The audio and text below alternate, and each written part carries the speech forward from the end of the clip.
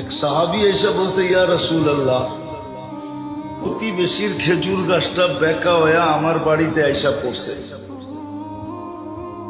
কিন্তু খেজুর যখন পাইকা পড়ে তা আমার বাচ্চারও দুই একটা কুড়ায় নেয়, কিন্তু প্রতিবেশীটা এমন যে মুখের ভিতর থেকে পর্যন্ত আঙ্গুল দিয়া বাহির করে নেওয়া যায়।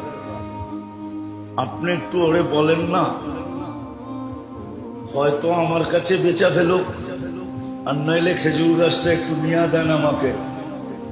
আল্লাহ রসুল ডাইকা জিজ্ঞাসা করছে, কিন্তু ওটা প্রতিবেশী হলে কি হবে? নিজেকে মুসলমান বললে কি হবে? আসলে ছিল মুনাফিক। আল্লাহ রসুল বলছে, খেজুর গাছটা দিয়া দে, জান্নাতে একটা খেজুর গাছ তোকে নিয়ে দিব। তো বলছে, ইয়া রাসূলুল্লাহ, এটা ছাড়া যদি আরেকটা বলতেন তো দিয়া দিতাম।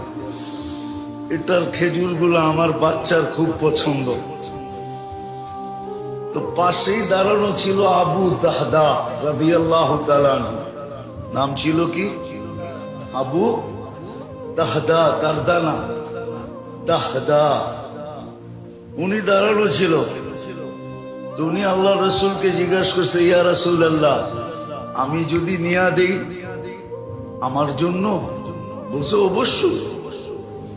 তো উনি মুনাফিকের রগ জানতেন।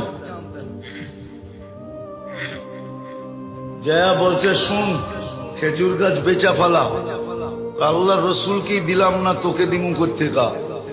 ওই সময় খেজুরের পাকা মৌসুম।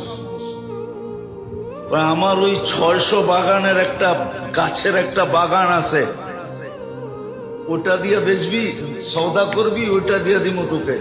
আমার এই খেজুর গাছ দিয়া দে।